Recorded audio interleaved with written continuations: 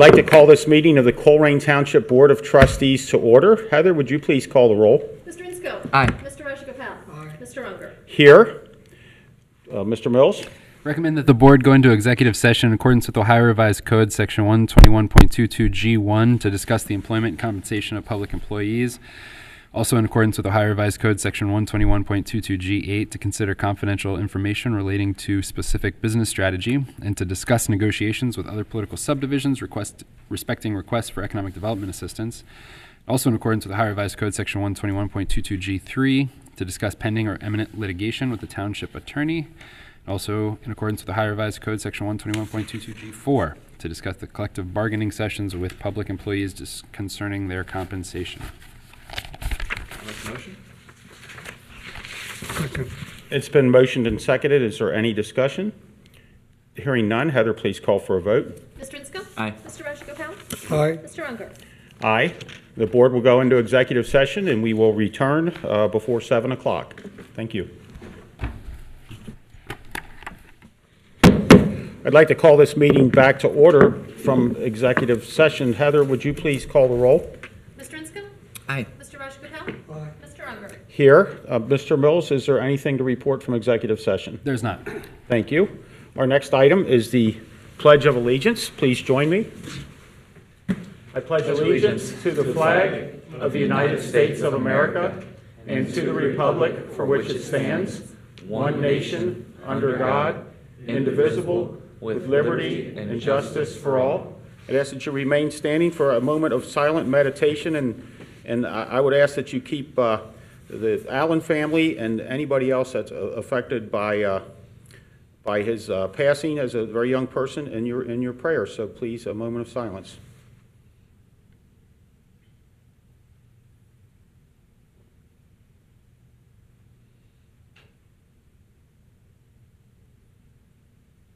Thank you. Thank you. Our next item is Fiscal Officer, Mrs. Harlow. Yes, I have for you the minutes of the October 9th, 2018 regular meeting for your approval. I'll make the motion to approve them. I did get one punctual. Oh, forgive me. I grabbed, yes, so And I'll second it. It's been motioned and seconded. Is there any discussion? That was my discussion. Sorry.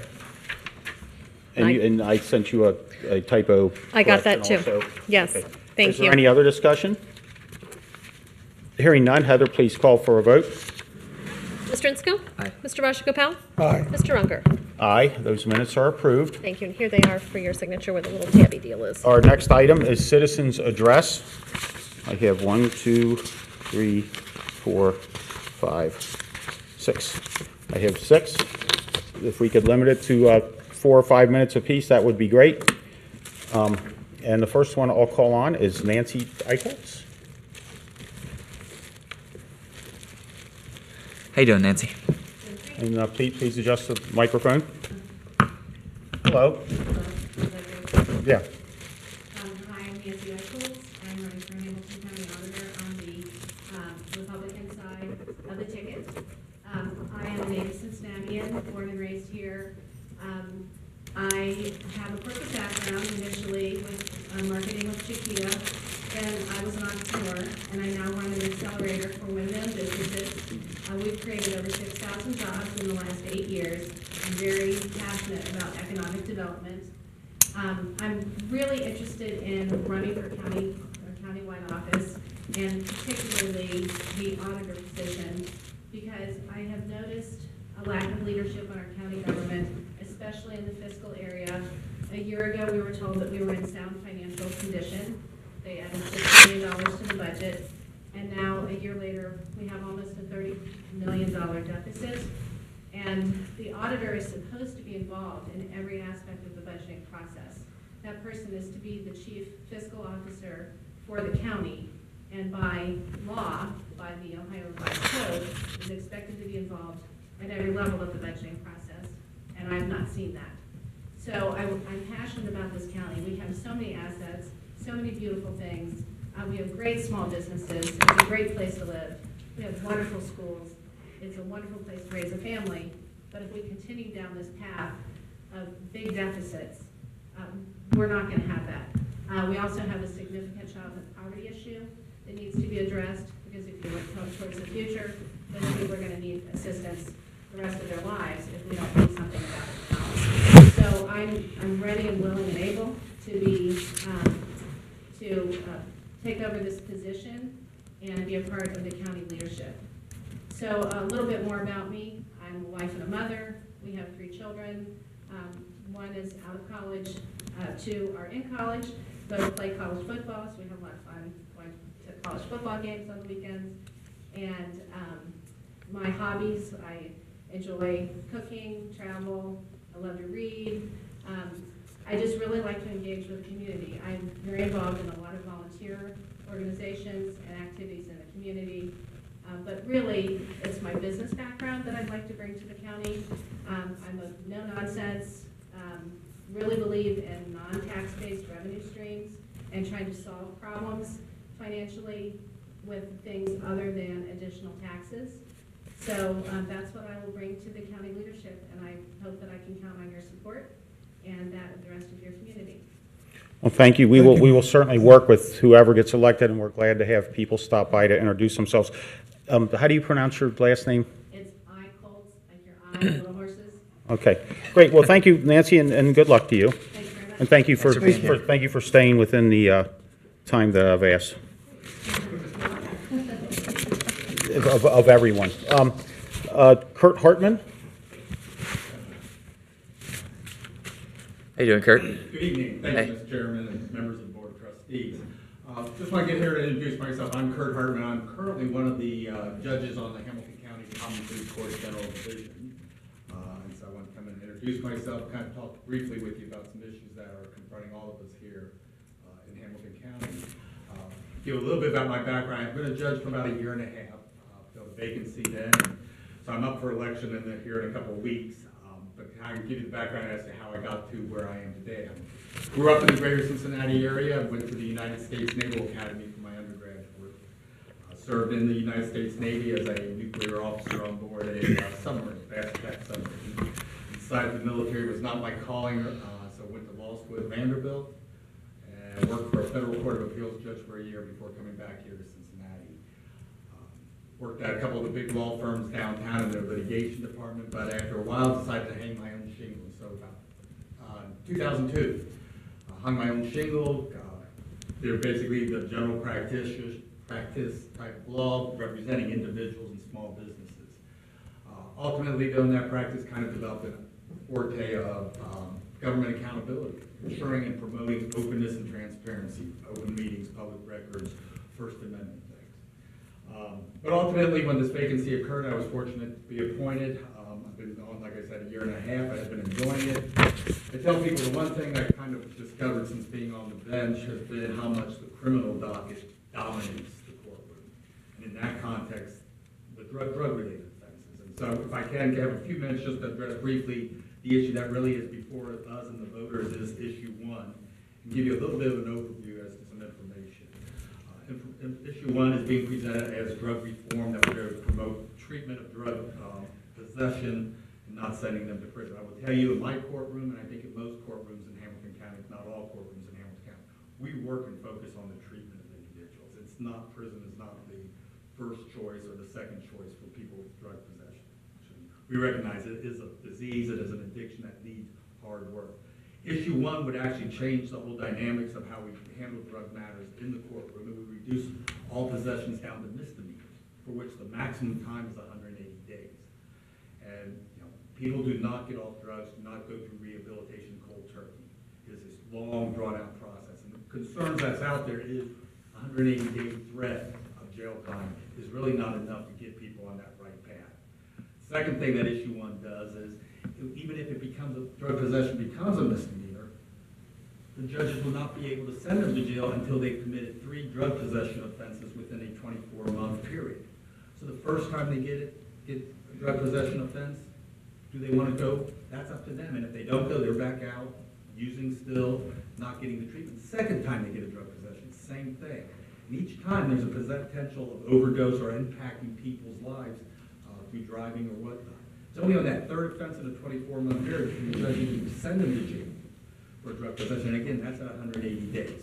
So that's the question really is, you look at the punishment or the threat of punishment versus the need to get them in a long-term treatment program, which we currently have as they're currently structured. A couple other things on issue one, just to educate you again. In terms of probation violations on any type of offense, even the felony cases that I handle in the common pleas court, unless the person commits a new criminal offense, a probation violation will not result in a prison term. So in terms of reporting to probation officer, if you put part of a condition of probation to stay away from a victim, let's say it's a domestic violence offense and they're staying away from them, and they violate that, there's no hammer that we would have under issue one, because they have not committed a new violation of law, not a new criminal offense. Final thing to be concerned about on issue one that I would share with you is a constitutional amendment. It's not a proposed law, it's a proposed constitutional amendment.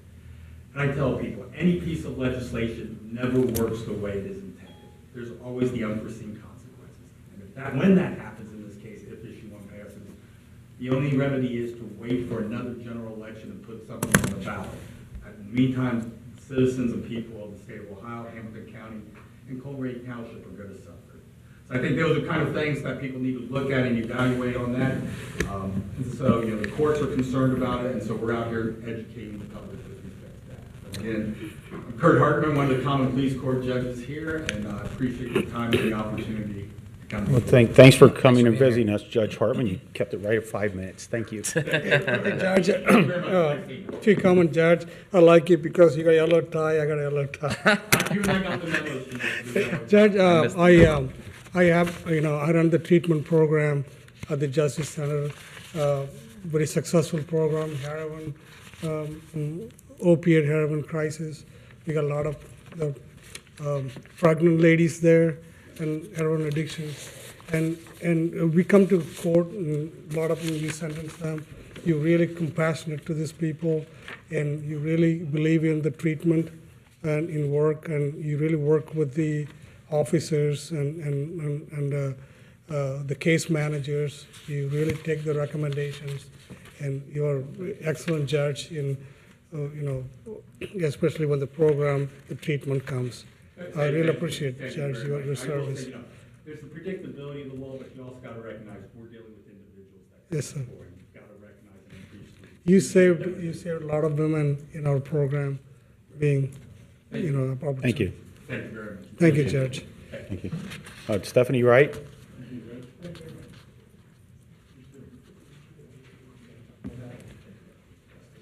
How you doing, Stephanie? Good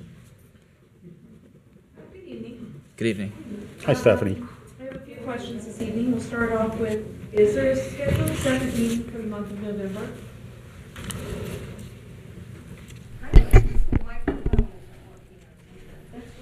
The little green light's on.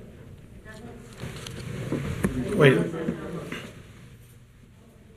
Can you tap it and see if yeah, it's definitely.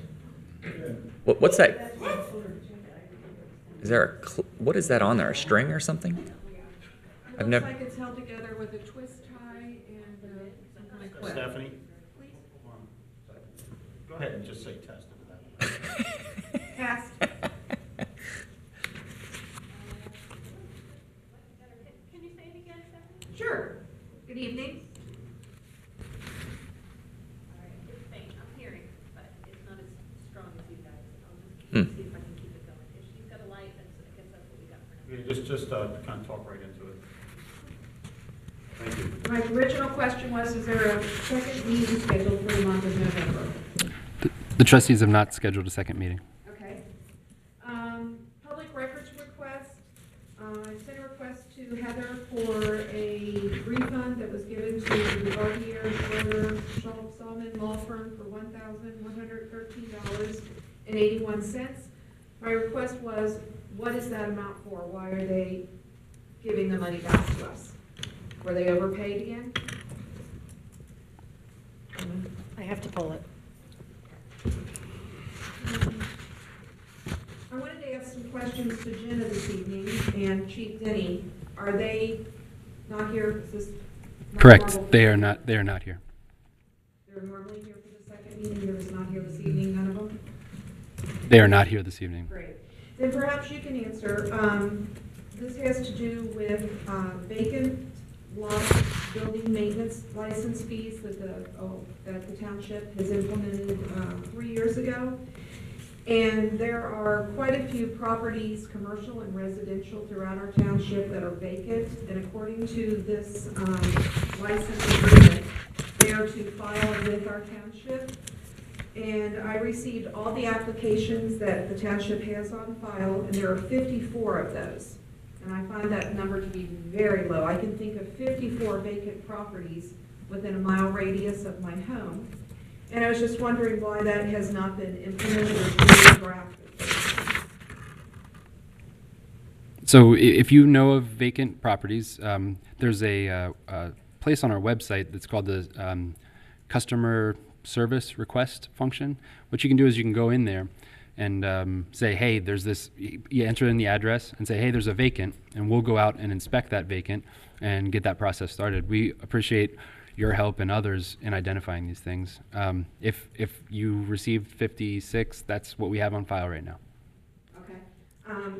That to me is another example of how the township puts procedures into place and doesn't follow through, or put procedures into place that have never been voted on. Which brings me to my next subject this evening, about the insurance that we are voting, that you three will be voting on this evening for our township, to give our employees a kickback to not taking the health insurance that is being provided for them by our township. I did a lot of research on it and got a lot of numbers, a lot of mumbo jumbo.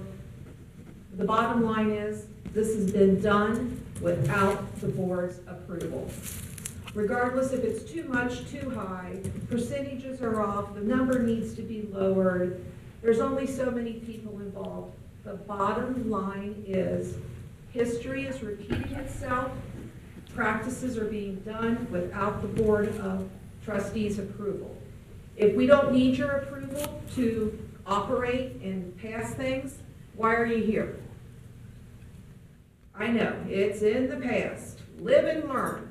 Enough is enough. The three of you are representatives of our township. We put trust in you to make best judgments for what's spending our money.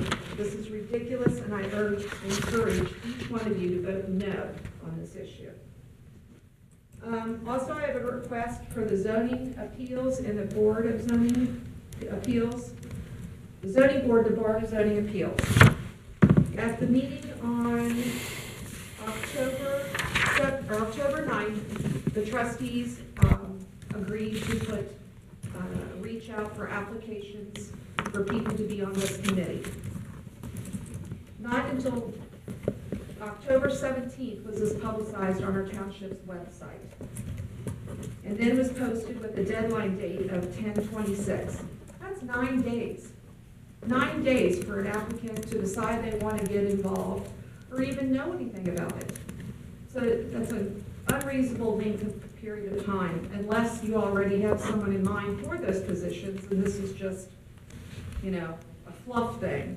So I would ask the board to extend that time limit on those applications and reissue it and push it out through Circle, so our residents have an equal opportunity to maybe get involved in their communities. I would like to know if there have been any or how many proposals there have been for the law director position. You'd like that answer now? We allowed to give that out? 0. 0. And how proactively has the township administration actively seeking out applicants for this? How are you going about that? Very active. Okay. The Northgate Mall study, that was on the agenda at our last regular scheduled meeting. I was wondering if we're going to have an update on that, or Next meeting. Next meeting. Next meeting? Yes. The gentleman will be here for next meeting. He better be here. I really missed that. Oh man, you know how much I was looking forward to that presentation, so I'm very much looking forward to hearing it. Okay. And another thing about the insurance, who made the ultimate call on writing that check out to employees every month for this? I'm guessing it was our last administrator. Township administrator. Dan Malloy? Yes. I do not no, obviously. I don't Mr. recall. Mills just said it was the immediate execution of that. Who caught that mistake? How did that even come to light that these people have been overpaid and this has never been approved? They didn't get overpaid. The the auditor of state came in to do a biennial audit and said, hey, show us where this benefit was approved. And we said, oh, it was approved in September of 2017. We went back and looked at that resolution, and it did not include it. It missed this piece, so a mistake was made. A mistake was made. Okay, so the people who all of a sudden got that amount of money didn't alert the administration or anyone that, wow, I just got an extra $200 on my paycheck this week. I wonder what that's for. No one questioned it? No, because it was part of a part of the decision-making process for benefits election. So when employees go through open enrollment for health insurance, they have the option to select up to the platinum level family plan, all the way down through all of our different options for health insurance. And one of the options for health insurance is payment in lieu of benefits. And so employees make a decision based on their personal circumstance and what works out best for them. Is it better to take the $34,000, $35,000 health insurance that's offered by the township, or is it better for me to go on to another employer's plan if somebody has two jobs, or my wife's plan, or my some other plan? And so 19 individuals made the decision to elect payment in lieu of benefits. That's how that works. Okay, so our fiscal officer was aware that this was in lieu of benefits, that you received that money? Yes. I'm sorry? Yes. Yes, okay. A few months ago, the township transferred or authorized transfer of $530,000 to the CIC. Has that money been transferred yet? It has not. It has not.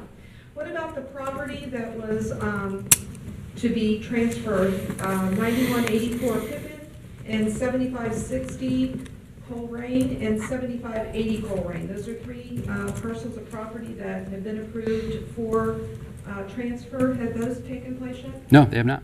Okay. Thank you for your time, Board, and I hope you have the chance to review everything that has been presented to you or that you've had to request in order to make a educated and mindful decision about the insurance. Thank you. Thank you. Thank you, Stephanie. Thank you, Stephanie. Jim Acton.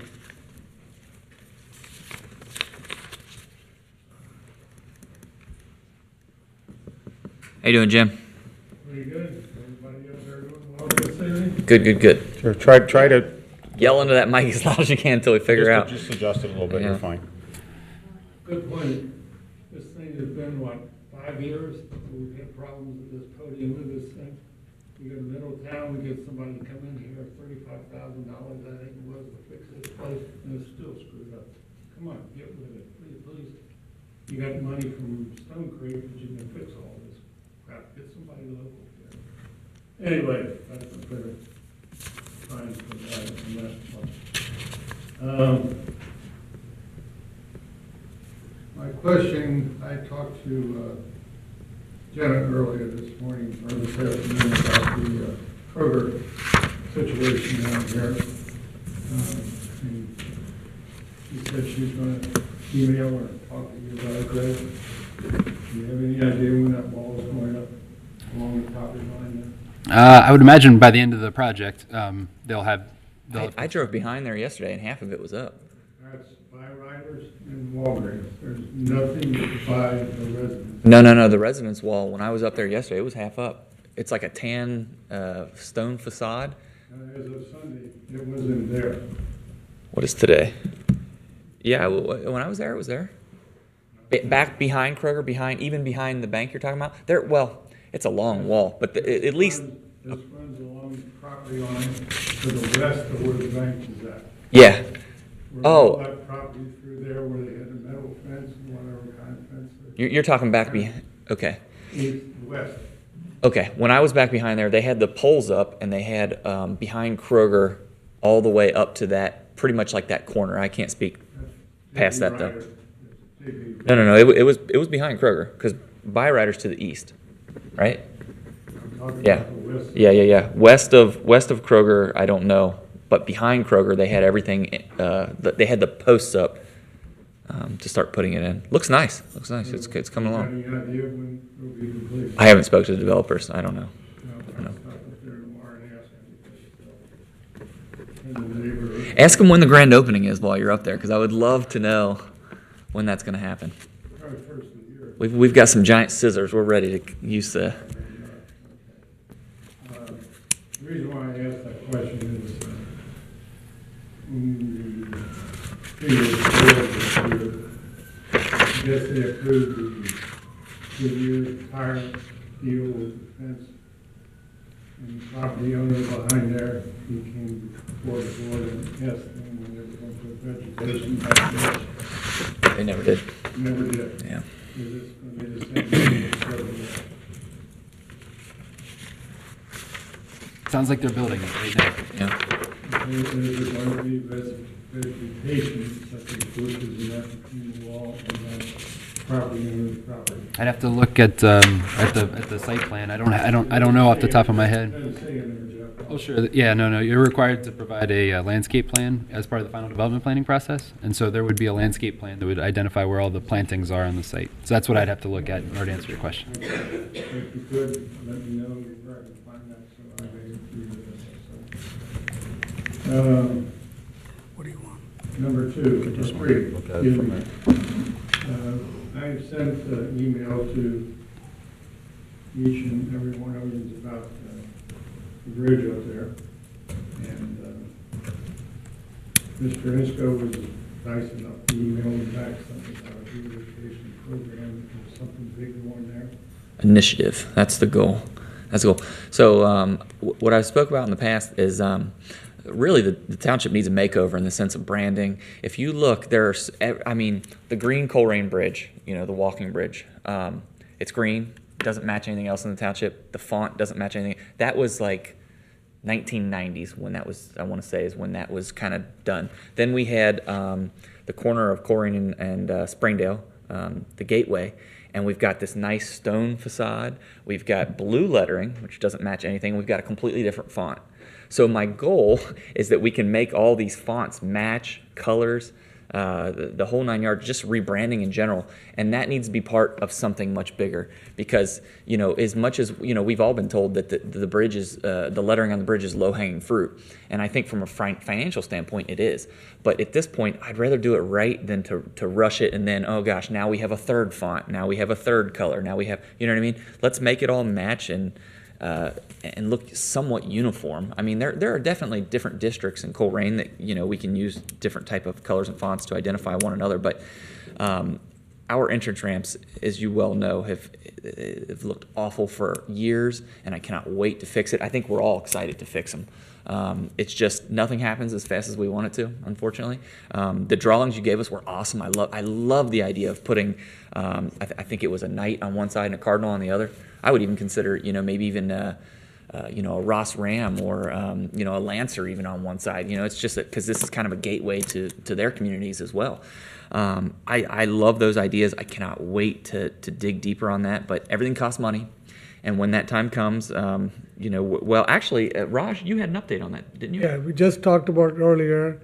I'm going to forming a task force. Sorry, I'm keeping a task force. I'm organizing with ODOT and county, possibly one of the congressmen with the federal grant. What I was suggesting to Jeff also, maybe a part of the things from Colerain Avenue become like a Colerain Boulevard, something like that. And the part of the project would be the bridge and actually the ODOT in the process of repairing the bridge during that time. We can do the all one time and make this, because he's going to have a problem when the new Colerain Kroger store opened up, the traffic and everything. Already spoke to a congressman, he can help. If anything we can do attached to the federal, the highway, we can able to get some federal grant and this is a thing, we talked about it. And, Greg said it's a good idea, and he's also big into the beautification of Colerain. So it should happen hopefully by 19. We'll see something moving forward. What I love about Raj's idea is it doesn't utilize any of our taxpayers' dollars. It's not federal money, Yeah, which is federal, state awesome. money. So as much as I'd love to do it right now, all I have to do is wait a year to get it how we want it, and we can use their money as opposed to ours, I'm all about that. So Raj, thank you. Good luck. This has been going on for what? Too long. We all know 3 that. years now? Oh, longer than that, I'm sure. 4 years. Longer than that even. For one, Well- stamp for 41. This is an embarrassment right now. Oh, it's a huge embarrassment. Big embarrassment. Like I suggested last meeting, spend some money out of the money that you got from Stone Creek or whatever, Rumpke. Yeah. Take the damn thing down. We don't need a sign that looks that way. Yeah. It's an embarrassment to us residents. Yeah, I agree. You guys don't care about it. Oh, I care about it, trust me.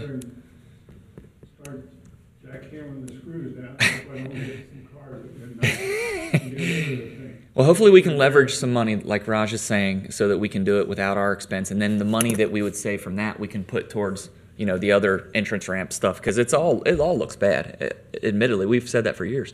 It just takes time.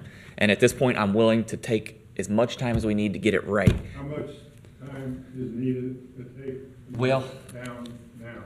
Right now, none. You can go out there with a screwdriver, and I won't know it's you. It's a 9/16" socket, and I've pulled over and looked at it. Give him a wrench. There you go. And Done. it's just, there's a traffic control issue on the highway. Yeah. Out at midnight. Well, I'll meet you there. I mean, Jim, I just want you to know, Uh-oh. I have stopped on the bridge and looked at it and counted bolts and figured out how it would come down. Yeah. Very easily to come down, but I'm just. You don't wanna- my question well, is, you don't wanna hit when cars. Are you going to do something about the mess that we have in there? My goal's next year. Next year, this whole beautification Too long. initiative needs to come together. Well, yesterday was too long. I agree. I agree with you, Jim. I want to make it happen as much as anybody. You know that. Okay. What's your suggestion, Dan? Oh, I'd like to get the letters down as soon as possible. So we're gonna wait till next year? Well, Well, next year's only a couple months away. if I could take them down myself, I would. 5 I- years ago was. Yeah. Oh, I'm with you. I'm with you. When we discussed this 6 or 8 months ago, I mentioned that the city of Monroe, Ohio, over 75, looks like they had the same person do it. I've talked to the guy at Security Fence and asked him why the finish on them faded so bad. And, Got to run around. well, yeah, well, I don't know the exact day those went up, but it just seems like the finish should have lasted a lot longer than No, it did. so that one of them was a test on the finish. It wasn't supposed to be like that, and then they never came back, and we never followed. Well, when I say we, the previous administration never followed up, because that was way before any of our times. But Anyway, yeah. I've made a note of that, so. Okay, thank you. Because next meeting, I'm gonna be asking if you have one. Good. Hold us accountable. I'm fine with that. Six. He'll be back on November Six. at our, Election day, that's the second Tuesday in the month. No, it's the 13th. If you're here the 6th, nobody's going to be here, Jim. So why don't you show up on the 13th and we'll have a party. I will be here on the 13th, God willing. Amen.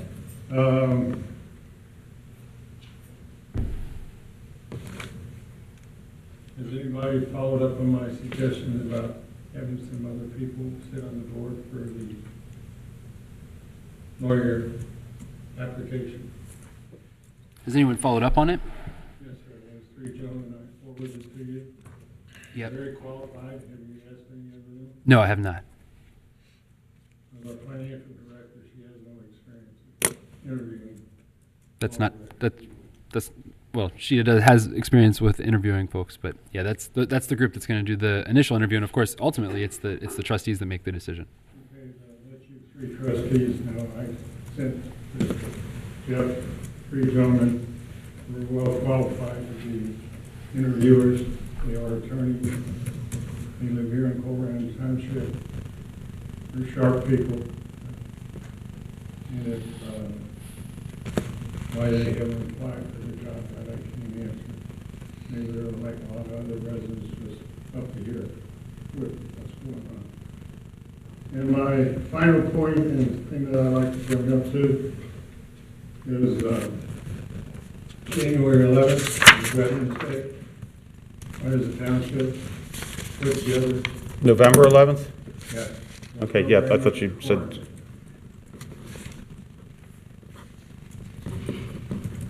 The last 4 years, I've handled that, but I cannot do it this year. Thank you for the last 4 years you've given us. And there's been, last year, Rich, was there 10 of us there? Yeah, and it was the last minute thing because we did not know what the township was going to do. But I threw that out, is the township going to do anything for the veterans or not? I'm open to it, certainly.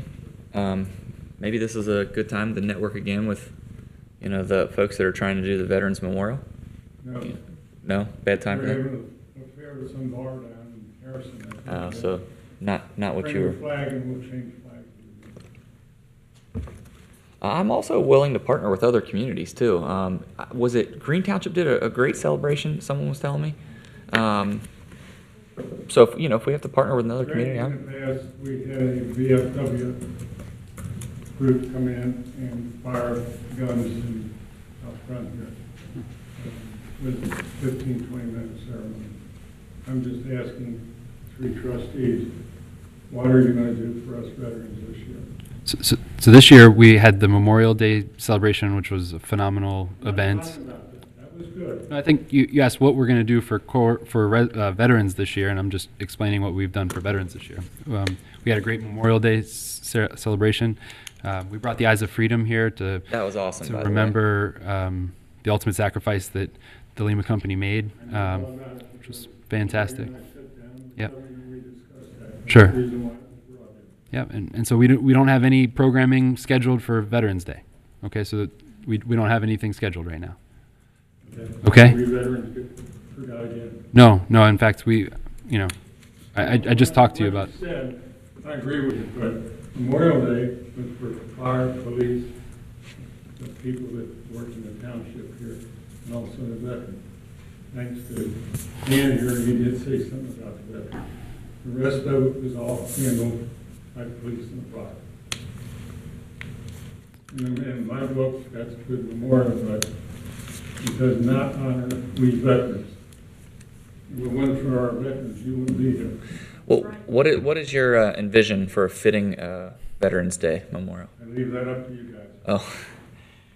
I We will- cannot do it as I've done in the past. Oh, I was just asking for an idea of what you think would be a fitting, you know what I mean? Because the last thing anybody wants to do is. People out there making music, playing veterans music. Speakers out there such as yourselves, thanking us veterans for what we've done. I can thank you right now. Thank you. That's a good start. Yeah. It's maybe a laughing matter to you, but. Oh, I'm it certainly not hurts. laughing. It hurts. No. Knowing I- that this township's never done anything for us veterans. And then we've got some veterans that's trying to put a memorial over here for strictly veterans.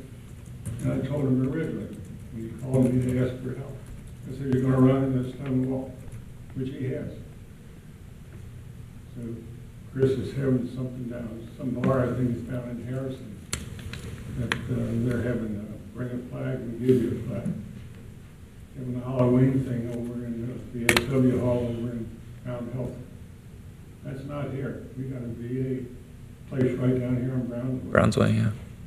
well, Jim, I would say that the township has a very beautiful memorial, which you're well aware of up at Colerain and Springdale. So the township has done stuff for veterans, and Jeff mentioned a couple celebrations we had this year, and I'm writing down notes, and I certainly consider anything, but the township has done a lot of stuff for veterans, and I certainly recognize that the reason this meeting is in English is because of veterans. Right. So, I mean, I'm very well aware of that. Certainly open for suggestions here. My question And I've written down your notes, and what is the township going to do? at this, as Jeff said, at this moment, we don't have anything planned for that date. That's what I suggest. Thank you, gentlemen. Thank you, Jim. Thanks, Jim. Rich McVeigh?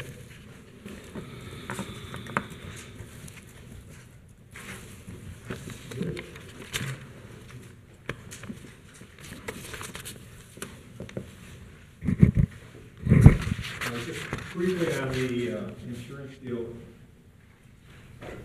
My question on this is, Jeff, how long is this for? Is this for 1 year, or 2 years, or 3 years? Are you talking about the policy? It's, if it's in our policy book, it'll be until it's taken out of the policy book. So it's Indefinite. Right, yeah, Great. yep. That's good news to me. And the savings that we've got, are those savings included in the forecast? They are not budgeted, right? So what we do is, So they must be in the forecast. I was gonna, if this ran off the chair, I was gonna ask. if there's, it's hard to budget a lack of expense. You see what I'm saying? So the expenses that we're forecasting off the next several years made I the thought- assumption that we weren't spending those dollars. Yeah, Yes. That's good news. yeah, That's yeah. good. Yeah. But it brings me to the point, to the trustees. I'm pleased to see that, you know, we found a way to save some money. I know people are concerned about the fact that, you know, it's kind of done retroactively, and we get some heat for that. And, you know, we make mistakes, and I've made them, and hopefully we need to move on from that point. Because the dollars are real, and we need to take advantage of them. So you get my recognition for making that move, and I appreciate that fact. Thank you, Mr. McVeigh. Even though it wasn't done the right way, you know, in which we all said, you said there was a mistake made, and now you're trying to correct it. Importantly, Board, I've been up here several times talking about your forecast for the next, the township has put together for the next 5 years. And when you look at what you're forecasting for revenues and for expenses over the next 5 years, there's significant gaps. And I've sent you all paperwork on this, and it shows that, you know, if you make no changes, we're looking at the barrel of potentially up to a 50% property tax increase. In order, unless you make some changes, that's what's probably going to be required in order to keep paying folks. So some of those assumptions need to change, or that's what we're faced with. And up to this point in time, I would say you guys all ran as fiscal conservatives. You did, you did, you did. And I haven't seen you make any decisions to date. You might see one tonight. That's saving any money. You keep spending. We have our first time for the, as Jeff puts together the budget for next year, that'll be our chance for input on that. You already have done that. You made your, that's good. You're going to keep looking at that. That's what I'm Right. going to do. You've already put forward your 2019 budget. Right. And that budget. I mean, as far as a chance to go through it line item, that's coming. Yeah. Yes, because we need to do that, or what we're looking at is what I keep saying. We'll be doing that the week before Thanksgiving, all of us, separately. You're going to spend some time. Yeah. So we'll be able to come back maybe and talk with you, what, December, hopefully. in early December about how you're looking at things. I mean, this is It's a big deal. multi-year forecast, so you know, a month or so is not significant to me. It's just like, how are you guys going to deal with the fact that everything that you're unfolding now looks like it's a 40 to 50% tax increase. So unless you make some significant decisions about how you're going to increase revenue other than taxes or your expenditures, that's what we're looking at. So I'm really looking forward to having a conversation with you guys about what you've been doing, because, I mean, this is not new news that I'm giving you. I talked with you about this in February. I sent you all emails. I sat down with some of you and talked about it, okay? And I'm just getting blank stares. And every decision that you're making is spending more money. So it's out of sync. Now, this decision we made around finding ways to save some money around insurance is good. So we need to see more of that. And even though there's some estimates. So are you going to be ready to talk about this in December, do you think? Yes. Great. Yeah, and Mr. McVeigh, I can't wait for you to see what we have in store. For the first time, maybe in the history of Colerain Township, there's going to be a budget book that gives more detail than has ever been presented on our budget and our future situation. I think that you're really going to like it, and I can't wait to get it to you. That's good. I mean, the detail's going to be helpful. Who's on the point for this 5-year forecast? Who is the person that knows most about it? You mean in terms of budgeting? All of it. Yeah, It so all comes together. The person who would be saying, not me, would be saying, you know, gang, what we've got in front of us is a 50% tax increase. Who in the administration the is leadership. responsible to be making that? Sure. Who is responsible for making the trustees aware of that's what's going to happen. The leadership team is all very aware of the budget and our financial status and the financial status of their departments. Emily Randolph is our finance director, and Well, Jeff is ultimately responsible for it, if that's what your Yeah, I don't- question is. And somebody who's going to penetrate this stuff. The other thing I said, and I'm going to go in my 5 minutes, I shared with you last time, okay, that when you compare our public safety expenses to Green Township, okay, we spend, as a police department, 25% more per resident, per household, per mile of road. The fire department spends 45% more, okay, per household, per resident in Green Township. Now, the only thing different about Green Township is a little bit more area. You guys need to find out what's going on. Okay? How can they do it much more cheaper than we can? And you have to ask those questions. I mean, if I ask those questions, the response they get, oh, Rick McVeigh is up there, he's beating us with us again. You know, he keeps right. I have to have you guys asking the tough questions. So hopefully what you're going to do in December is kind of deal with that, as well as the kind of line items that Jeff is going to provide you. Sure. It takes an intervention on your part. I have a question. I'm taking some notes. You mentioned our fire department is 45% more green per resident, and then the police is About 20%. about 20. And what I'm curious, and it'll be interesting to watch, is I think Green, their contract with Hamilton County is changing because the commissioners have told the Hamilton County Police, you guys need to start charging the actual value of this service. So I think that gap's probably going to close when Green starts paying the full ride for. That would be good to get the data. Right, Yeah, yeah, for I sure. mean, that's something that's very current and That's ongoing. police, I don't know about fire though. Right, so the real question would be, okay, is if Green Township will cover that outage with their own people or hire more people. I think they are. Will it cost the same? Okay. But yeah, I think they are. in the Ben, you're process wrong. of hiring. Green Township still have the sheriff's department. I don't know, but what Dan says. I think their costs are going up. Going on in Hamilton County, there's been questions asked about how much more they're gonna do that. I mean, they're talking about not doing it in Crosby Township, they're probably talking in Green Township. I'm not trying to say. Oh, I know they still cover it, Raj. I'm just saying, I think their cost is going to Dan, change. don't get lost in the details, okay? If the sheriff is over there and they're providing so much services and it costs this much, okay? And Green Township comes in and says it's gonna cost us the same amount, then the numbers I'm sharing with you don't change. It's the dollars that are being spent, not who they're being spent on. You see what I'm trying to get at? Right. So that's the important thing. Just, you guys gotta penetrate it. That's all. Be interesting to watch. Thank you. Hey, thanks, Rich. Thanks, Rich. Kathy Moore?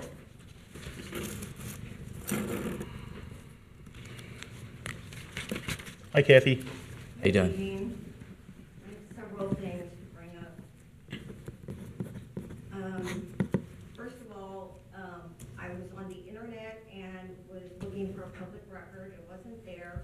So I came to the office last week to view a resolution, and I asked for the resolution book, and the resolution book only had resolutions in it up until June. I was looking for a resolution. So once again, I don't know how many times we've said this, public records are supposed to be available in the office during regular business hours. And I don't understand why we have a problem doing that. Was it a resolution that we passed? Yes, And you left that day just 5 minutes after you asked with that resolution, right? I did. Yeah, okay. But it wasn't on the internet. Is it in our Jeff minutes? said, you can get that off the internet. I said, no, I can't, it's not there. So he was kind enough to print it for me. But there were no resolutions for July or August or September.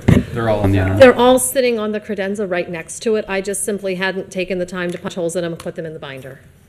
And they're all available on the They're internet. all, they are available on the internet. From what I understand, that file simply went corrupt, which PDFs do periodically. If you'd sent me a quick email, I could have zipped it over to you.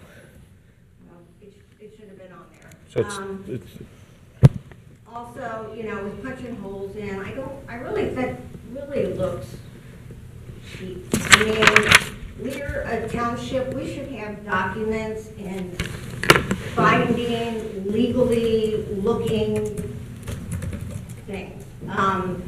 The record book that we used to do the minutes in, you know, had numbered pages and everything.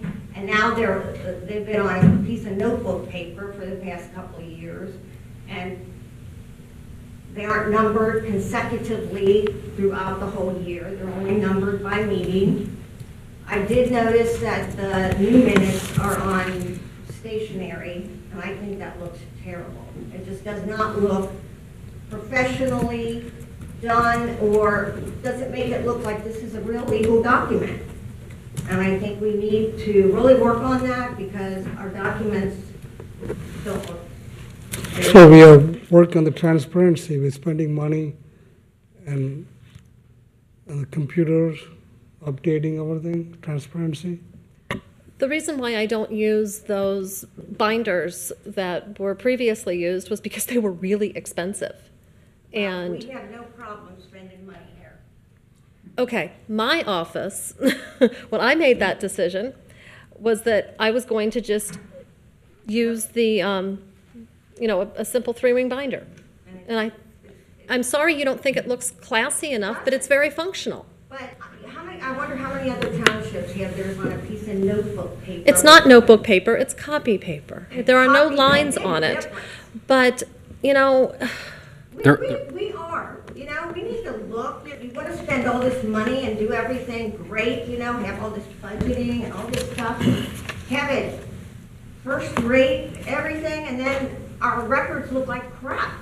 Is this the, this is the I'm- format that the minutes are in now for anybody who hasn't seen them? It's, It doesn't look official. It doesn't look like minutes because it looks like a letter or something.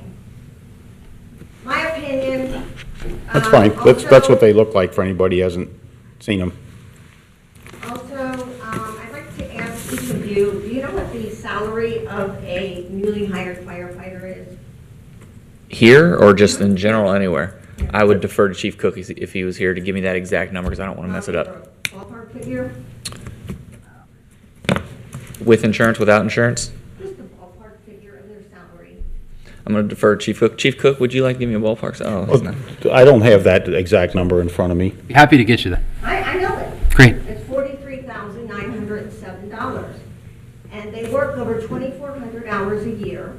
So it comes out to about $17 an hour for a full-time firefighter getting a job here. I think that's pretty pathetic. So instead of giving our employees all these extras, maybe we could work on getting firefighters an increase in pay. I know we did get an increase for the police department, and I believe we did for our AFSCME after they took all these cuts when Jim Rowan first came in and we had to make concessions on their pay and their benefits and everything. Well, we've got the money now, evidently, so can we do something to remedy that? I think you just became the fire department's favorite person. I hope so. Okay, as far as the health insurance stipend, it wasn't passed by the board. Mr. Malloy was the administrator. He did not get board approval. So Heather is a fiscal officer. How did you come about to give that money to people when there was no authorization? You're at the meeting and there was no authorization to approve that. So why did the financial director start giving out that stipend money? That was handled at the staff level. So, the decision was made to save the township money. Well, who put it in a payroll system? That's the Yeah. fiscal officer and the finance. The finance whole team. I mean, so we have a payroll specialist that was involved. We've got the finance director who was involved. We've got the township administrator that was involved. You said, I'm going to give these people this money even though it's not been approved. I think we talked about this earlier. It was a decision that was made by the township administrator, and the intention was to include it in the September policy changes that were done in September 2017. A paragraph H, which is now included, was left off of that, and so a mistake was made, and that's how that happened. Okay. But how did the payroll department go in and do it without? Because it was part of our benefits negotiations with our health benefits provider. So as you gear up for another plan year, we're doing a lot of negotiations on health insurance, trying to keep those costs to a minimum, right? And so one of the solutions that we came up with was to offer this cash in lieu of benefits program, which ends up saving the township about $500,000 a year. And so as we got to finalizing our benefits package, our health benefits package, this was included as one of the options so that we could save money on health insurance and save the township money. When that decision was made, it should have been included, and it should have been included as other things were included in September of 2017. This paragraph H was left off, and so it wasn't included. Right. So it shouldn't have been, money shouldn't have been given back to the employee. That's your opinion. This is, it's unreal because I know Heather was getting this stipend, I know Mr. Inverhees was getting this stipend, and they both should have known this was never approved. So it's, I think, you know, like I've said many times, when Jim Rowan came here, he started a lot of this little I'll do what I want, you know, and the board will go along with it afterward. And I've seen that continue. I saw it with Mr. Malloy, and I'm seeing it now. I mean, Mr. Mills, you had 10 months to bring this up, and it was never brought up. I just wish the board were a little more involved and would hold people accountable. Mr. Malloy did not do this. Right, and I will say this, part of the reason we brought Jeff Weckbach here is he is completely going through our policy book, and when we find mistakes or mistakes are pointed out to us, we're trying to get it all corrected so we can be in compliance. You would have to expect that the first year or two of a new board of trustees is going to find a bunch of stuff from the past that needs to be changed or corrected or updated, and that's what this is. There's always something that needs updated. I guess it was August 1st of 17. It didn't get done, so now that it's been brought to our attention, we're bringing it up and we're going to fix it. Allow something that was not approved, you're going to allow that to continue. I'm not going to go back and ask our police and firefighters and other people that might be. It was never approved. So, I mean, they were getting it, you wouldn't be taking it away because they never. Well, it was part of the health insurance negotiation, but anyway, I don't want to. Also, we know that they also get a MERP thing in their check.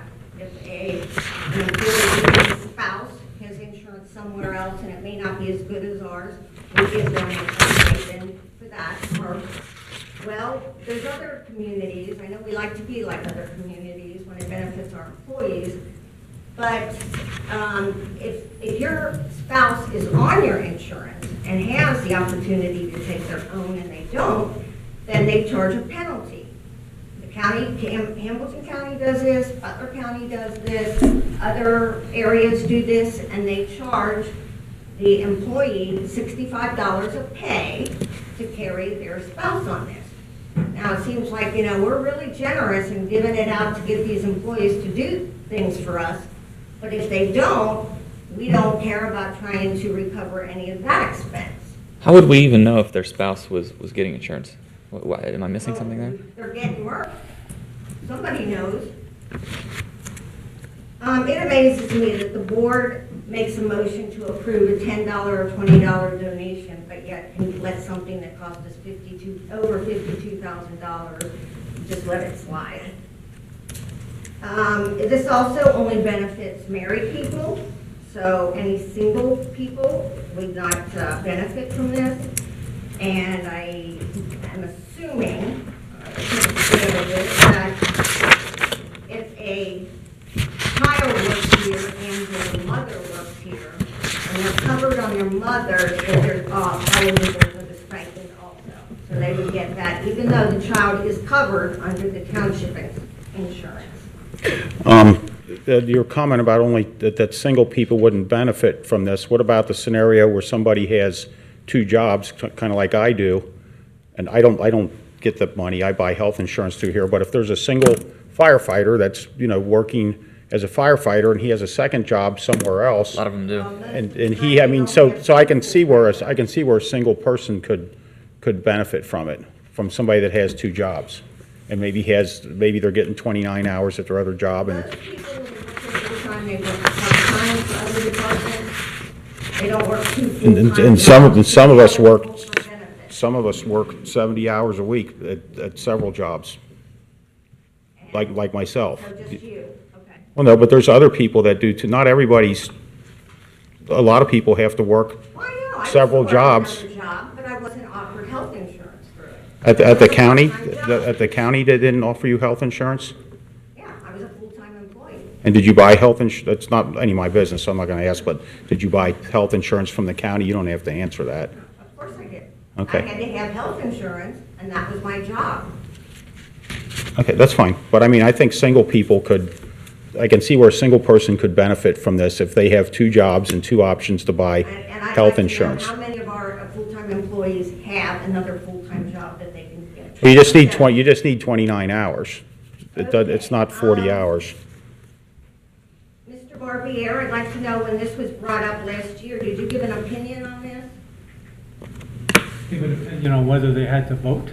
No, did you give an opinion as to whether this was a good idea for the township, or legally, is it responsible or anything like that? I don't, first of all, I can't divulge attorney-client privilege information. And so, we know we're gonna have a fact committee, and I'm just gonna make a wild stab here that the fact committee is gonna have to review financial records, and because we're spending general fund money on police, fire, roads, and that they're gonna come back eventually and say, we need to put on a levy to support these services. So, because our board does not choose to spend our money wisely, I'll tell you, there's a lot of people that will not vote for any levy because the board has gone kind of crazy on spending money. Mr. Barbier, do we have any pending lawsuits right now? I believe we have yours and the one, It's not a lawsuit, but well, it's in the Court of Claims, but it's a, do we have any pending lawsuits? there's one by one other person, yes. Okay, well, what did you do wrong? You must have done something wrong because we don't get sued unless the attorney does something wrong. Well, this woman claims that there was a stop sign that was obscured by a tree. So if it was my responsibility to cut the branch off the tree, then I did something There you wrong. go. If you'd have just done that, we wouldn't be in that spot. And also, I had to file a complaint with the Ohio Court of Claims because I requested the information on the health insurance premium waiver back in March and was told that I could not have that information. So I filed a complaint with the Court of Claims, and Mr. Barbier we've been going back and forth. We had our telephone mediation, and I requested the invoices from him to the township. The township has paid him for that, and I am told there are no such documents. So did you do that for free? Actually, that is covered by the township's insurance policy, the defense of that case, and there has been no invoice that has been sent out yet. There has been no charge yet. Yes. Correct. So there is no public record.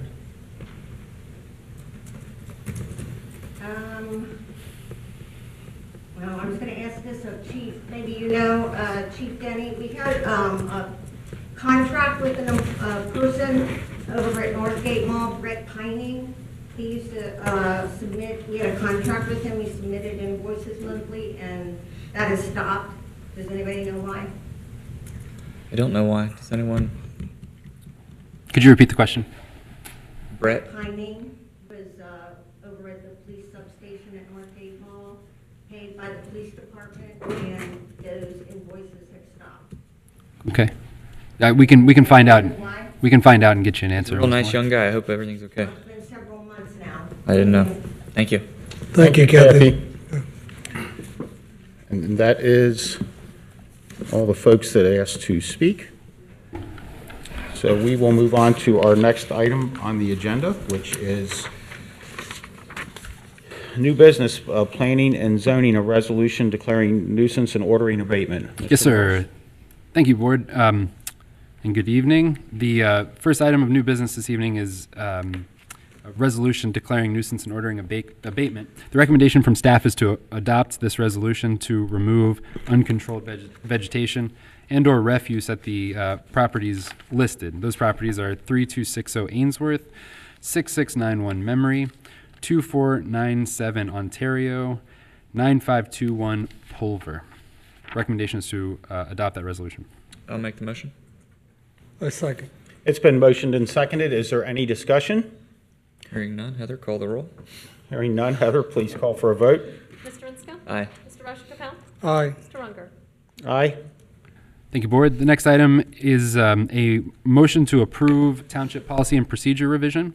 So the staff recommendation is to approve a motion to revise the Township Procedure and Policy, Article 8, insurance to include Section F, cash payments in lieu of benefits.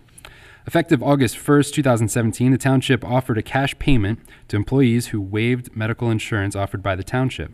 To qualify for the stipend, employees must certify that they have existing alternative insurance available to themselves through a spouse or some other source. The objective is to mitigate health care expenses. On September 12th, 2017, the plan year revisions were presented. However, this item was not included for approval. This revision that's being proposed this evening will bring the Township into compliance with current practice. On October 9th, 2018, the Township Trustees tabled the update to the Township Policy and Procedures that dealt with this cash in lieu of benefits item and asked for a report back on the savings that this program has generated. Currently, as of the writing of this, there were 19 employees and 1 trustee. There are now just 19 employees who receive the cash in lieu of benefits. The annual cost of Platinum Family Level Premium is $34,994.52 per individual. The Township is responsible for 80% of this cost, and the individual is responsible for 20%. Therefore, the annual premium cost to the Township per individual is 80% of that $34,000 number, which happens to be $27,995.62. Employees at this level also receive $2,000 per year in HSA contribution because it's a high deductible program, bringing the total cost to the Township per employee per year for this level of benefit to $29,995.62. This total multiplied by the at the time of the writing, 20 individuals who receive the benefit equals $599,912.32. This number represents the total cost to the Township that the Township would have to pay for these 20 individuals if they were to take our health care. Instead of paying this almost $600,000, the Township offers a payment in lieu of benefits option, which these 20 individuals have elected or decided to take. This means that they have decided to get their health insurance in some other way. Maybe it's another employer, maybe it's their spouse. As an incentive to get their insurance from some other source, we pay them $2,600 per year. The total cost to the Township of this payment in lieu of benefits is $2,600 multiplied by the 20 employees who elect to receive it, which comes to $52,000. The savings that the Township realizes from this program is the difference between what we would pay if these employees were on our insurance and what we do pay through the payment in lieu program. The program currently saves the Township $547,912.32 per year. Recommendation is to approve the revision to the Township Policy and Procedure that will allow us to continue to save this great deal of money annually. I'll make the motion. And I'll second it. So it's been motioned and seconded. Is there any discussion? Yes. This motion came to the meeting, last meeting. I requested for the table this motion because I need to study more this practice, this policy and procedures. I actually contacted the county, which is the largest employer. At the time this happened, they are close to about 6,000 employees. Then county decided to stop this practice about reimbursement program because it saved lots of money, the taxpayers' money. On the other hand, what we anticipated here in the Township, it'll project savings of $547,912 if the people decide to opt out. But the county did the largest study, and they didn't see no difference. Stopping the reimbursement affected the people seeking the other insurance or not coming back to taking the county insurance. But they already have the other insurance.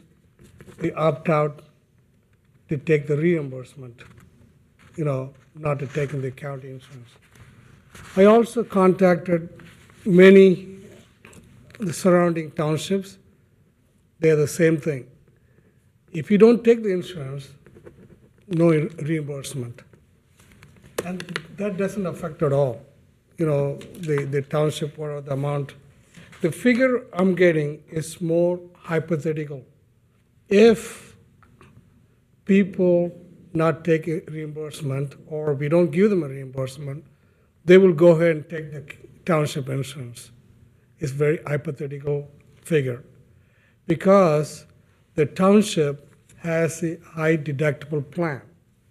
So whoever they're seeking now or taking insurance from the township, they're going to keep it anyway.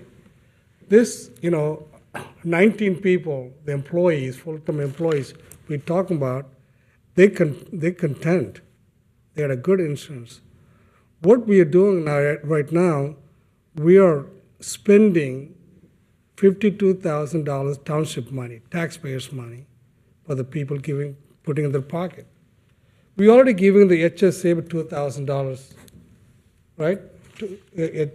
If you Contribution. if you do not elect benefits from the township, you do not get HSA.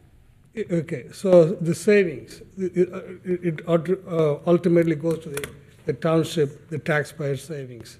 If we do this, the savings goes to the township. Yes. So the $2,600 coming up, it's a reimbursement.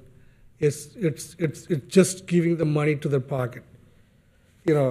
This policy itself kind of shady for me because the administrator was there before he left. He just initiated this without the trustees' approval. Then it came again in September 12th. The plan year revisions we talked about earlier, and it was not approved. I feel looking at the other townships, the county, the largest employer, how they initiated this program not to reimburse, it's affected things. I completely going to vote no for this motion. Just because Rich said earlier, we got a lot of other projects. We had to look at the future, what's going to happen, how you going to save the money. We got a lot of townships, a lot of neighborhoods. We need to do a lot of things. The lighting for the Northbrook area, it's a primary thing. When I drive around the Northbrook area, it's dark. I know it's an initial cooperation with the neighborhood, the residents, all the township. We need to save the money to improve the living condition of our neighborhood. So I think this program of paying reimbursement, it's adding more burden to the taxpayers. Can I, sorry, Roger, Go ahead. can I ask, do we know how many people opted out in 2016? Does anybody know that by chance? I don't know that was an option in 2016. Okay. Let me, continue here with hypotheticals. And I love Raj. We're all allowed to disagree. It's okay. Because at the end of the day, I still love him. Can you imagine if more than 20 of our over 200 employees opted out? Now, I realize not everybody's full-time.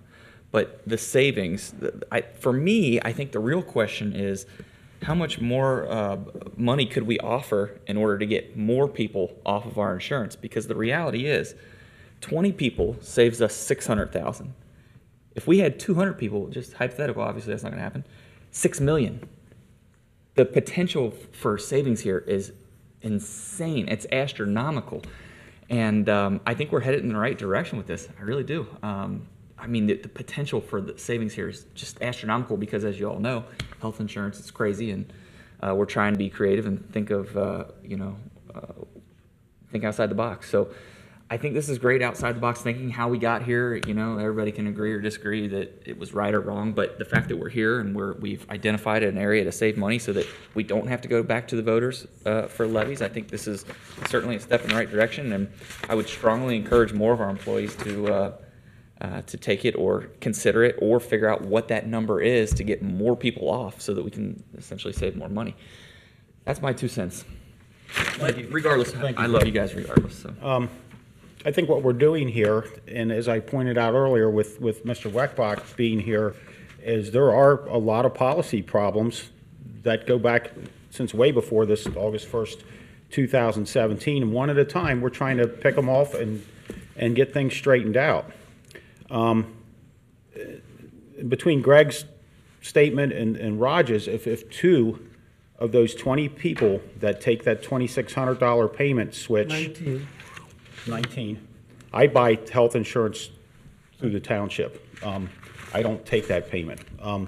If 2 of the 19 decide I'm not taking the $2,600, only 2 of them, then the whole $52,000 is eaten up, because if we put 2 more families on the health insurance, it's going to cost more than the $52,000 we're paying to keep 19 people off of it. If they do take the health insurance, then you get a $2,000 payment towards a health savings account, and if you don't spend it or you control your health expenses, you save some of that. And if they don't take the health insurance, we give them $2,600. I do believe, and I've seen Jeff Mills's math on it. He's right at $75 short of $600,000. I think that's probably pretty close to what the savings are by having this program. That said, Jeff Weckbach's working on a lot of policy corrections, and as we pointed out in our last several meetings, you're going to start seeing a lot of that in November when is that the right timing on that, Jeff? So what I look at is we're correcting a policy problem. We're in the middle of the plan year also, and if we change this is just not the time to change it, because we're in the middle of the plan year. If this was something that was going to get changed, it should change at the end of the plan year, which I believe is July 31st. But we're in the middle of a plan year on this. So between that and the savings, and there'll be a chance to speak when I'm done, because I do put into the agenda that there's a chance to speak. We're just correcting a policy problem, and that'll be reflected in my vote. Is there any other comments? Not for mine. I add, so still, the reality is the $2,600 divided by 12, the employee, the money they'll get, still, if they opt to take the township insurance, their premium is going to cost higher. Their contribution to the premium is going to cost higher than what they're getting from the spouse or the family or some other insurance. That's the reason the people opt out not taking this township insurance, but it's going to be phenomenally higher. So they just still taking that spouse insurance. Then under the pocket, they're also receiving that, this reimbursement. I strongly feel this taxpayers' money given to these people. And to Kathy's point about this, if there are more than one family member working in the township and one of them's receiving it and the other one's on the health insurance, that's another policy that needs to be looked at. But this policy right here is just correcting a problem that goes back to August of 17. Was there any other discussion? No, I trust that Jeff Weckbach will continue to evaluate and find some policies that need updated, and we'll address them accordingly. Is there any other discussion, Raj? No. Heather, please call for a vote. Ms. Drinska? Aye. Mr. Rajagopal? No. And Mr. Unger? Aye. Very good. One more suggestion. Mr. Insko, did you have a motion to amend? Thank you for that. Do 'cause we need a motion to amend the agenda first? Yes. I would motion that we amend the agenda to, for a motion Mr. Insko has brought forward tonight. So I need a second. I'll offer a second on my So own it's motion. been if motioned possible. and seconded to amend the agenda. Is there any discussion? Hearing none, Heather, please call for a vote to amend the agenda. Mr. Insko? Aye. Mr. Rajagopal? I want to table this. This is for This is the Brody thing. Oh, no, I'm sorry. Aye. And Mr. Unger? Aye. So we've motioned to amend the agenda. Now, do you have another motion, Greg? Yeah, now I assume I need to make a motion to add a proclamation to the agenda. Is that correct, Larry? Well, I think they've amended the agenda to add the proclamation, so now you can just go ahead. Just Okay. can read it. Okay, so this is a wonderful thing that we can all certainly agree on. The proclamation is to recognize September 23rd, 2018 as Brody Allen Day in Colerain Township. That day was chosen because the family said that was one of the happiest days of their lives and filled with the most love. And I would read the rest of it, but I really don't feel like crying right now. So if everybody, read if you would, like, do we need to read the whole thing for to make it legal, or is it a? I'll read it. It's a briefly before you read it. Proclamation recognizing September 23rd, 2018 as Brody Allen Day in Colerain Township, Hamilton County, Ohio. Be it proclaimed by the Township Trustees of Colerain Township that whereas 2-year-old Brody Allen was diagnosed with embryonal tumor with multi-layered rosettes, an extremely rare brain and spine cancer, and whereas parents Todd and Shiloh Allen received this diagnosis in May 2018 and began their journey to raise awareness of this critical disease, and whereas on September 23rd, 2018, members of a Greater Northbrook, the neighborhood where the Allens reside, and the residents of Colerain Township organized an early Christmas for Brody, complete with a parade and a visit from Santa. And whereas Brody Allen lost his battle with cancer on October 19th, 2018, and whereas Brody Allen touched the hearts of people from around the world and will forever be our little superhero, be it proclaimed that the Colerain Township Board of Trustees does hereby recognize September 23rd, 2018 as Brody Allen Day in Colerain Township. So the motion's been read and it's on the floor. Is there any discussion? I'll second, and then we'll have discussion. Sorry. Okay. Okay. So who, I second it. So now it's open for discussion. Is that correct? and who do you have recorded as having motion for? You. Okay, great. Okay. So now it's been motioned and seconded. Is there any discussion? Yeah, just briefly, tomorrow there will be a candlelight vigil at the Drew Campbell Memorial Field at, forgive me, someone throw the time at me, it escaped me, 6 or 7 o'clock? Somebody here has to know. 7, thank you very much. So 7 p.m., candlelight vigil right next to us at the Drew Campbell Memorial Field, and we're going to present it to the family then. Obviously, meetings are public record. This is on TV and everything, but I would respectfully ask if anyone can maybe not tell the family that we just did this until tomorrow, so that way there's an element of surprise for as many of the family members as possible. I think that would be nice, because that's when I personally would like to read it tomorrow. Obviously, you guys are welcome to come and read it as well, and all that fun stuff. But the news did announce that his funeral will be this weekend, but you're all welcome to come out and join tomorrow and pay respect to someone that really just flipped our community upside down in a good way. So, thank you. Is there any other discussion? I want to add, Greg, and this is a marvelous things that our township did, bring all the community together, and it's very tragedy that it was a beautiful child, touches everybody's heart, and I never seen in my life like this that all our people come together and mourn for our child and supported the family. And I think I'm feeling more now the Colerain Township coming together and be a part of, the care about each families. And these things will really uplift the family and our community. We're thankful for all the things you guys did.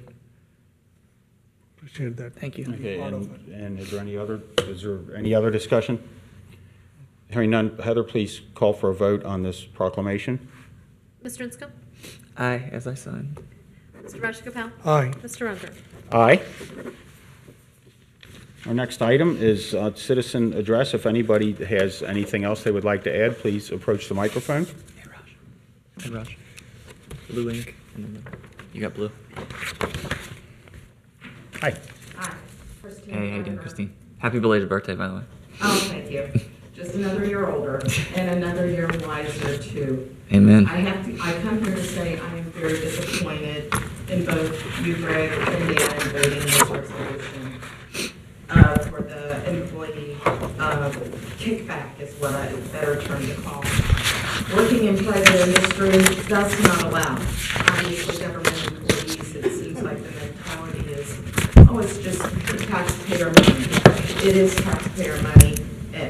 And my point is that this past year, I am seeing you, Dan, and you, Greg, rubber stamping everything Mr. Mills presents to the table.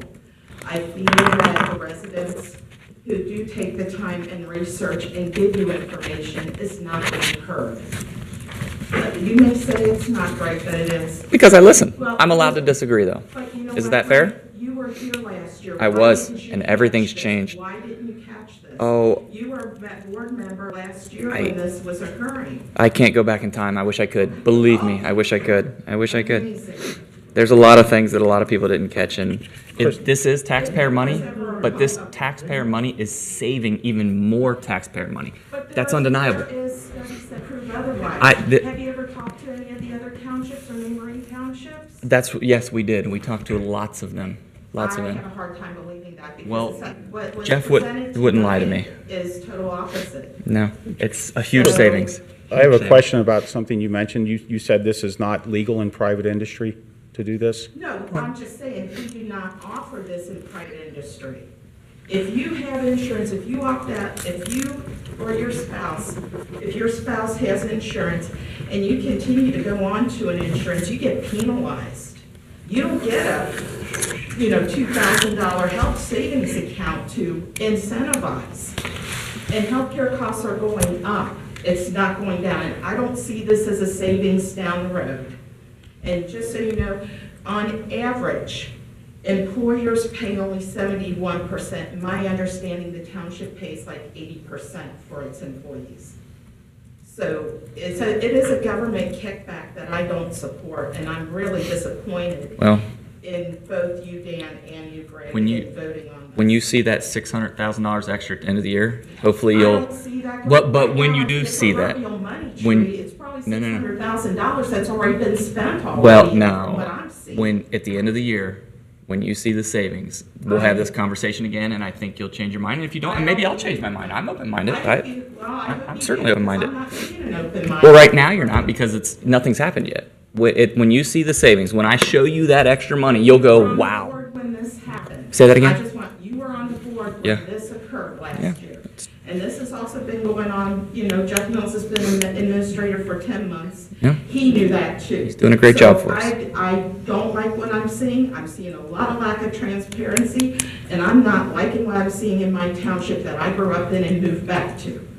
That's all I have. Ma'am, you know what, in the private industry, you're absolutely right, what you meant, most of the private industries, my wife worked on American Airlines, I worked for the county. County had a good insurance. American Airlines is expensive. So I took my wife in my insurance, they didn't give her any money. I don't get, my No, employer doesn't offer. it's most of the private industries, they do that. They can't do that. And they are money-making businesses. Exactly. And we are taxpayers, we live on taxpayers' money. And this is just a fine example why many in the public do not like public service employees, because it's another entitlement or kickback for them. That's how I see it. That $600,000 kickback that comes back to our community, when you see that next year, we'll have a That's totally what different hypothetical conversation. money. It's Was there anybody else that hypothetical. had any, please approach the microphone. Thank you, Christine. I have one question, and Mr. Inscoe seems to have already answered. Oh, I certainly don't. I wish I did. Beautification. Adjust the microphone a little bit, Jim. Thank you. There's something on that thing. Beautification, 2019. When will that program be presented to us residents? And will it be in practice? Yes. Yeah, so, When I mentioned earlier when Mr. McVeigh approached the microphone that we're working on a budget book for 2019.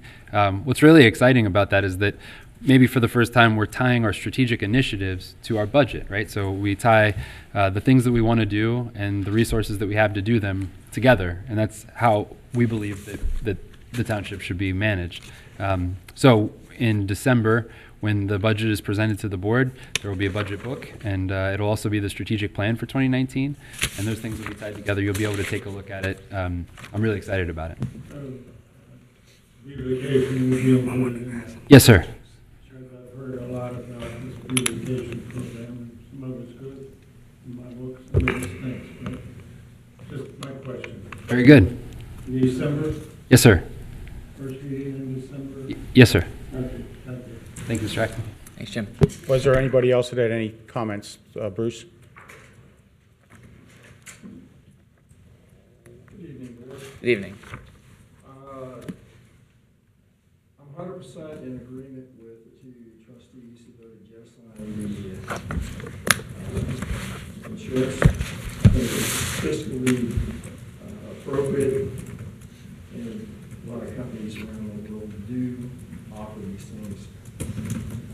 Second, as far as branding, Colerain Township, none of you were here 4 or 6 years ago when I spoke to the board, that we don't need to brand Colerain Township. People know what Colerain Township is or is not. And as far as that sign out there on the expressway, yes, it's not very readable, but by the time you see it, you're already past it, so it's readable. As far as beautification of Colerain Avenue, anybody has the misfortune of driving Colerain Avenue most of the time during daylight hours and some evenings, know it's a nightmare. So unless you're going to put up something so you got something to read while you're sitting in traffic, be careful what you're looking at as far as spending for beautification and what you're going to get. At least some of us in the Colerain Township think beautifying Colerain Township, Colerain Avenue is going to be a joke. Adding some things to make it nicer, to keep it cleaner, would be fine. But how do you keep people from throwing trash out all over the place? I don't know. So good luck. Thank you.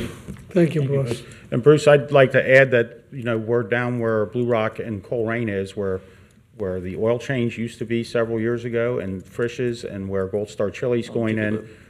Jiffy Lube. Yeah. Part of this will be coordinating with Green Township and the city of Cincinnati so that there's some continuity to what we're doing to try to clean things up. Some people don't realize that, where the Green Township, Colerain Township line is. Yeah, I get a lot of complaints on that area that isn't ours. That's just the very corner of Green Township there.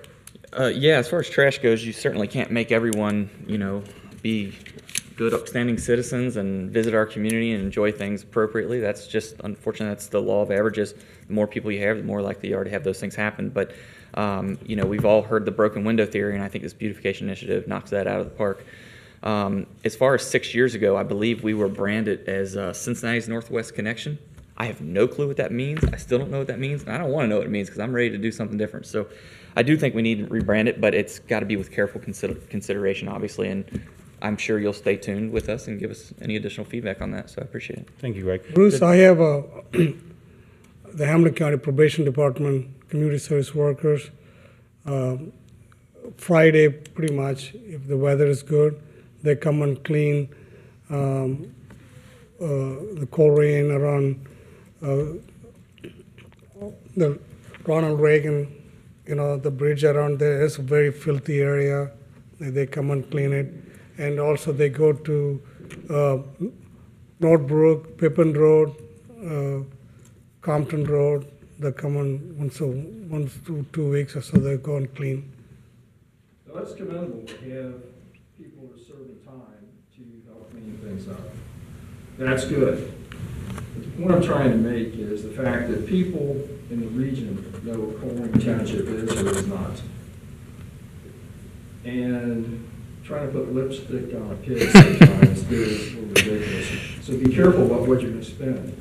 And some of you have to spend some time during 8 o'clock in the morning to 7 or 8 o'clock at night on Colerain Avenue. And it is a nightmare. And sometimes you can sit 4 or 5 lights before it moves. So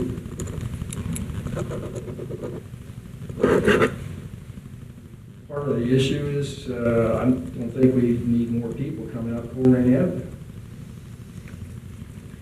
If you give me something wrong when I'm stuck in traffic to look at, maybe that's worthwhile. Thank you, Bruce. Was there anybody else?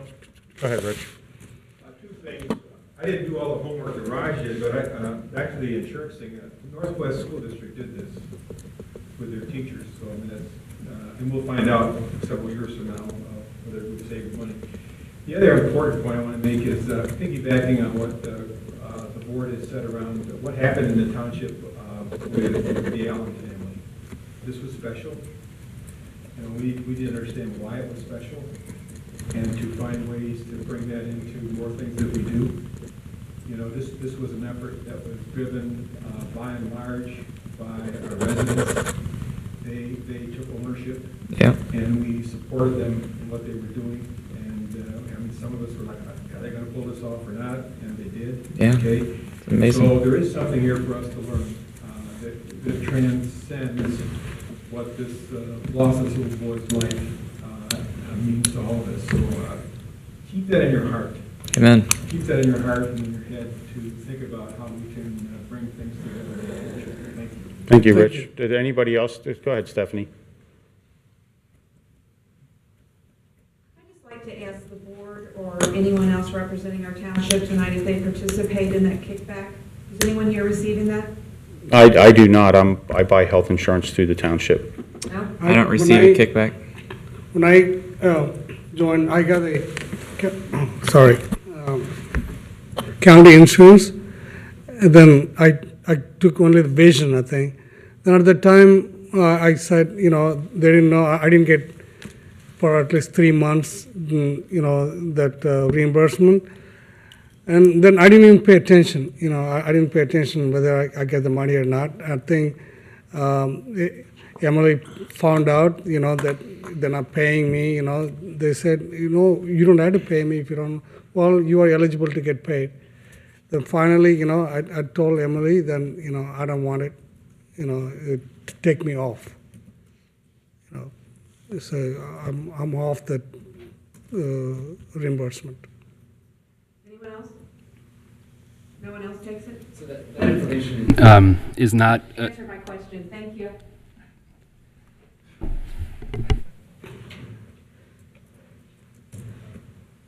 Okay, I just want to understand this correctly. We give the employee $2,600 for opting out, or, okay. Pull the mic down a little bit, That's Kathy. my own question. When the state auditor found this problem, did they say there was any consequence for this? Or is it just like, oops, okay?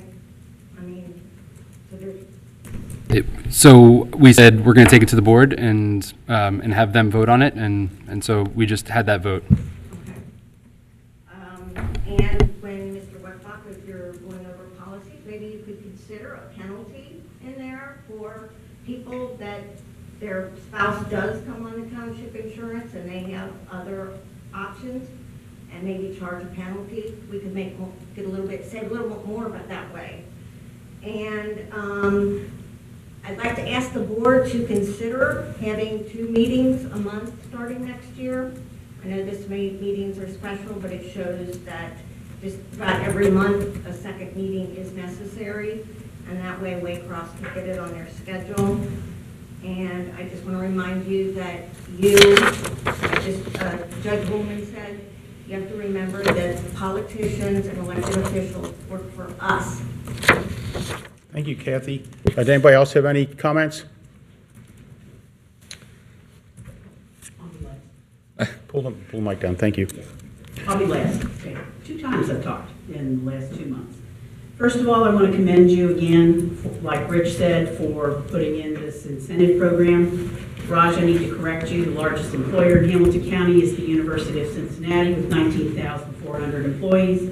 I served as the payroll and employee information director for 5 years. And in that time, we offered our employees $2,500 a year, and that was a savings of $13 million to the university with 18,000 employees. So it is an incentive. I can also tell you the Deaconess Hospital offered this to their employees, and I know of another hospital that does too. So hospitals are not private, hospitals are not government entities, they're private institutions. They offer this incentive. It's not unusual. Penalties are unusual, but this is a savings no matter how you do the math. Just for one person, you're either paying $24,000 to their insurance or you're paying $2,600 to keep them on. It's a no-brainer. Yeah. It's, One person. I agree with you. So you're talking about those institutions, they are not taxpayers. They essentially they are non-profitable, but they make money. They make money. Okay, we're talking about the government, the township, and also the county did the study when before they get rid of the reimbursement program. There's no effect at all that people coming back buying the county insurance. I've talked to several the townships. 0 people come back when they say we're not giving the reimbursement if you don't take the insurance. Nobody say, okay, no, I want the insurance. So they're actually saving. The numbers you were seeing is, even if you say the 19 people, okay, we're not going to give you reimbursement, you're not going to see they want to come back and buy the insurance. Okay, now I'm not getting that $2,600. I'll go and come and buy the high deductible plan. I'll pay more premium. Because they're already getting the better insurance with a cheaper premium. Are you expecting these people want to come back and buy, and we're going to spend that $347,000? These numbers we are seeing it's only hypothetical. But we're not, okay, I guarantee if these people vote and say no, you're not going to see the 19 people going to come back, say, now I want to buy the insurance. You know? I wouldn't want to roll the dice for See that. Okay, I'm 2 people to do As that. I hear what you're saying, Yeah. you are mixing your numbers and mixing your math. It's simple math. If one person, just pick one employee, just one, opts out of the insurance, it's a difference between paying $24,000 or $2,600. We've saved money. We've saved $19,000 or $2,100. So just one person saves the township money. The more people that do that, the more money we save. It's simple math. I see it. So when they do the sign up, the So first when they question get asked, the signed up, people they- come and sign up, they opt to take that insurance, not to take the insurance because they saw that the premium, the deductible plan, high deductible plan, okay, well, I'm getting this. If I opt out, I'm going to get $2,600 anyway, so I take it because I got the better insurance. The premium that what they pay for the deductible is enormous. The township, because they have to take the people that taking the township insurance because that's the only option they have. Because the other people opt out, they have the options. They got a better insurance. They're not going to come back, okay, I'm going to lose $2,600 a year. I'm going to take the township insurance. You won't see that. It's not a loss of money. It is. It's not a loss. It's not, but because you're paying $2,600 to the people. Paying $2,600 because it's cheaper than $24,000. Because that's what I'm trying to explain to you, because if you don't pay it, they're not going to come back and take the insurance. They already have the Trying to get them insurance. to come back. Yeah. You don't want them to come back Yeah. and take the Yeah, insurance. they won't, they won't, they You won't. don't want to. But that's my argument is they won't. Because at the beginning, when they do the sign up, they already did their math. The people already planned it. People don't take the math like that. People are looking at what's my deductible and where am I getting the better insurance. And so they're either going to say, I want the township insurance because deductibles are cheaper and this is what I want, or I'm going to take company A for my family. And if they take company A for their family, then the township is saying, thank you for taking company A, we're going to give you $2,600. Just for the record, And it's going to save us whatever the math is. I can't do it while I'm standing. I don't know. It's, So you're saving money. Right. So if somebody's made a decision for their family that overall the benefits, the FSA, the HFA, the HMO, or whatever it is better with company A for my family than the township, all the township is saying is pick the best policy for you. If you choose company A, then we're going to give you $2,600 off our policy. if the township offered me a little more money, I would certainly consider among 200, how many employees we have? 231? 264, but they're not all 31, only 19. full-time. I don't know how many are just full-time. 19. Yeah, but if The 19, obviously, it saves us money. yeah, I understand that. Yeah, you know what I'm saying? Yeah. We're not trying to get them to come back. No. Okay, thank you. Did anybody else have any questions about tonight's meeting?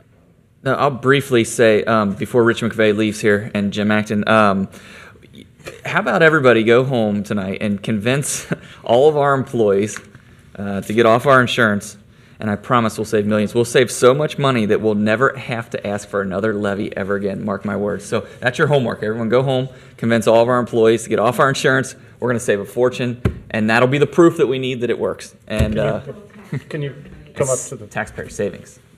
It's still taxpayer money, it's still my money. Please talk And I'm into the saving- mic. I don't want to pay $2,600 to the government if I don't have to. It's still my money. My husband and I both worked very hard for that money.